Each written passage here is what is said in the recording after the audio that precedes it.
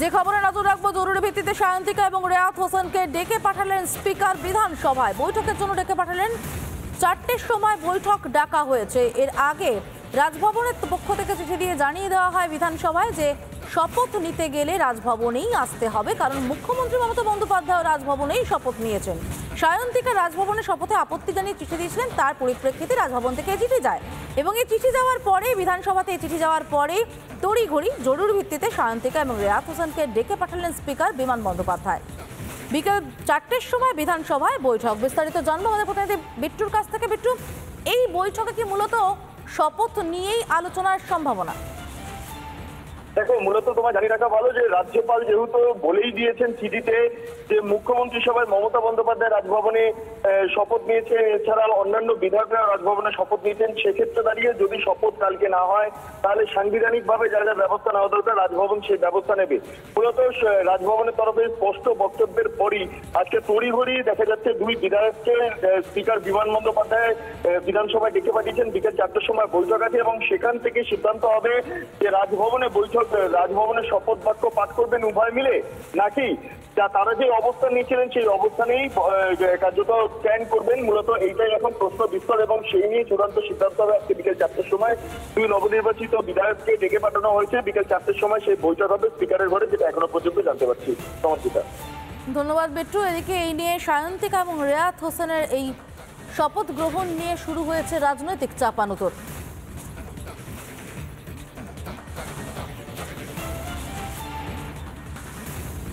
রাজ্যপাল তার সিদ্ধান্ত, সেই সিদ্ধান্ত অনুযায়ী কাজ করুক এবং বাদবাকি বিষয়, অর্থাৎ এক্ষেত্রে বিধায়করা না গেলে কি হওয়া উচিত, এক্ষেত্রে রাজ্যপাল বা রাজ্যপালের দপ্তর রাজভবন থেকে এই ব্যাপারে তার প্রতিক্রিয়া জানানো হবে। সংবিধানের গরিমাকে নষ্ট করেছে মোদী সরকার। একটা তুগলকি, স্বৈরাচারী, স্বেচ্ছাচারী, হিটলারি, ফ্যাসিস্ট শাসন ব্যবস্থার মধ্যে দিয়ে যুক্তরাষ্ট্রীয় পরিকাঠামোকে ধ্বংস করে, পার্লামেন্টারি ডেমোক্রেসিকে ধ্বংস করে, ভারতবর্ষের সংবিধানের বেসিক এসেন্সকে ধ্বংস করেছে মোদী সরকার। তাই আজকে সংবিধানকে বাঁচানোর লড়াই ইন্ডিয়া অ্যালায়েন্স লড়ছে। অন্যদিকে পশ্চিমবঙ্গের বিধানসভায় গরিমা নষ্ট করে প্রথা বহির্ভূত হবে, বিধানসভায় নির্বাচিত বিধায়করা শপথ নেবে, এটাই এখানকার কনভেনশন। সেখানে শুধুমাত্র সরকারকে বিব্রত করার জন্যে, তৃণমূলের বিধায়কদের বিব্রত করার জন্যে রাজ্যপাল বিজেপির অঙ্গুলি হেলনে এই ধরনের অসহযোগিতার কাজ এখানে বারবার করেছে, আগেও করেছে, এখনও করছে। সেই জন্যেই আমাদের নির্বাচিত বিধায়করা জানিয়েছে যে আমরা শপথ নেব বিধান। জমি কেনাবেচা করতে ফতোয়া গ্রাম কমিটি। তমলুকের শহীদ মাতঙ্গিনী ব্লকে পোস্টার। গ্রাম কমিটির অনুমতি ছাড়া জমি পুকুর কেনাবেচা নয়, পোস্টার নিয়ে তৃণমূল বিজেপি তরজা। তোলাবাজির অভিযোগ একে অপরের বিরুদ্ধে। জমি কেনাবেচা করতে ফতোয়া গ্রাম কমিটি। তমলুকের শহীদ মাতঙ্গিনী ব্লকে পোস্টার। গ্রাম কমিটির অনুমতি ছাড়া জমি পুকুর কেনাবেচা নয়, পোস্টার নিয়ে তৃণমূল বিজেপি তরজা। তোলাবাজির অভিযোগ একে অপরের বিরুদ্ধে।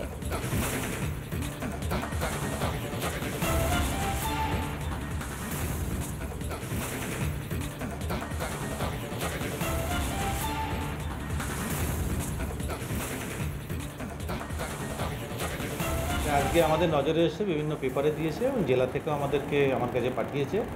তো বেসিক্যালি গ্রাম কমিটি বিভিন্ন জায়গায় গ্রামের মানুষ নিজেরা করে, কিন্তু এটার কোনো আইনি স্বীকৃতি বা এদের কোনো আইনি ক্ষমতা বা কোনো কিছুই নেই।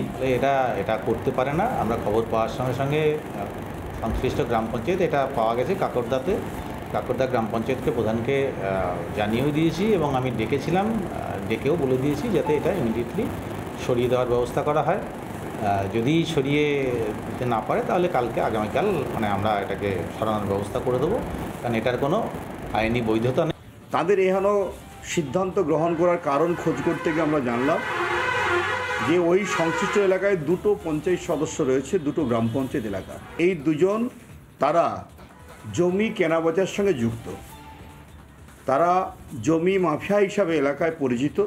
ফলে এতে বহু মানুষ জায়গা যেমন ভয় পেয়ে দিয়েছে, আবার বহু মানুষ জায়গা দিতে তারা অনিচ্ছুক। গ্রাম কমিটিগুলো অ্যাকচুয়ালি রাজনীতির আঙিনায় না হয়ে গ্রামীণ স্বার্থে তারা হয়ে থেকে থাকেন। ফলে তাদের এই যে সিদ্ধান্ত, তাদের ক্ষেত্রে হয়তো তারা পজিটিভ মনে করছেন, কিন্তু আমরা প্রশাসনিক দৃষ্টিভঙ্গিতে এটা পজিটিভ সেন্সে আমরা দেখছি না। আমরা তাদেরকে আবেদন করেছি এবং তারা আমাদের আবেদনে সাড়া দিয়ে তারা বিজ্ঞপ্তির যে বোর্ডগুলো তারা সরিয়ে নিয়েছেন বলে আমাদের কাছে খবর। বিগত দিনে এরকম কোনো ঘটনা আমাদের নজরে নেই। এই পঞ্চায়েত নির্বাচনের পরে ওই গ্রামে পঞ্চায়েতে বিজেপি এবং ওই গ্রামে যারা গ্রাম কমিটির পদাধিকারী তারাও বিজেপির মনোভাবাপন্ন। তো আমি মনে করি এটা গৃহীত অন্যায়।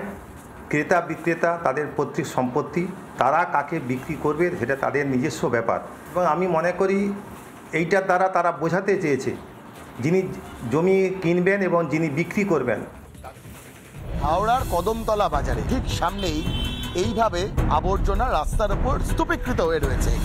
রাস্তার প্রায় মাঝ খান অব্দি চলে এসেছে আবর্জনা। কাকে বলবো? যারা পরিষ্কার করে তাদেরকে বলি দাদা একটু ভালো করে তুলে নিন। বলছি বড্ড গন্ধ বেরোচ্ছে, পচাটা কোথা থেকে আনছো? একটু ভেতর দিকে ডালো না, ভেতর তো ফাঁকা। বলবে তোমাদের এই ভেতরে ঢুকিয়ে দিয়ে যাবো, বেশি কথা বলি। হাওড়া পৌর সংস্থার তরফ থেকে আবর্জনা আদৌ পরিষ্কার করা হয় তো?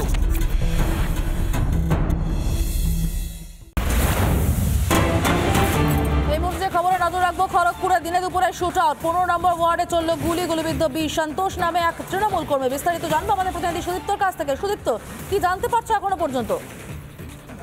দেখো, যেরকম জানা যাচ্ছে যে কিছুক্ষণ আগেই খড়গপুর শহরের 15 নম্বর ওয়ার্ডের যে নিউ সেটেলমেন্ট এলাকা, সেখানে তৃণমূল পার্টি অফিসের পাশে বসে কিন্তু কথা বলছিলেন সন্তোষ কুমার, এবং সেই সময় কিন্তু 3 জন দুষ্কৃতী মোটরসাইকেলে করে মুখ ঢেকে আসে এবং সেই সময় পাহাড় করে বলে জানা যাচ্ছে। এবং ঘটনাস্থল থেকে কিন্তু গুলির খোল উদ্ধার হয়েছে এবং আহত তৃণমূল কর্মীর কোমরের নিচে গুলি লেগেছে, এমনটাই কিন্তু জানা যাচ্ছে। তাকে ইতিমধ্যেই খড়গপুর সুভাষিতালী হাসপাতাল থেকে মেদিনীপুর মেডিকেল কলেজের উদ্দেশ্যে স্থানান্তরিত করা হয়েছে। সেখানেই তাকে নিয়ে আসা হচ্ছে। তার অবস্থা আশঙ্কাজনক, এমনটাই কিন্তু খবর পাওয়া যাচ্ছে। ঘটনাস্থলে ইতিমধ্যেই বিশাল পুলিশ বাহিনী পৌঁছেছে। কি কারণে এই ঘটনা তা কিন্তু এখনো পর্যন্ত স্পষ্ট নয়। গোটা বিষয়টি খতিয়ে দেখছে পুলিশ। এর মধ্যে কোনো পলিটিক্যাল অ্যাঙ্গেল রয়েছে কিনা কিংবা কোনো পার্সোনাল শত্রুতা রয়েছে কিনা, এই বিষয়গুলিও কিন্তু পুলিশের তরফে খতিয়ে দেখা হচ্ছে। গোটা ঘটনাকে ঘিরে কিন্তু ব্যাপক চাঞ্চল্য। তুমি জানো, এর আগে কিন্তু খড়গপুর শহরে শুটআউটের ঘটনা ঘটেছিল। তারপর আবার ফের শুটআউটের ঘটনা বারবার করে করে শহর খড়গপুরে এভাবে শুটআউটের ঘটনা কিন্তু রীতিমতো। ধন্যবাদ আপাতত সুদীপ্ত।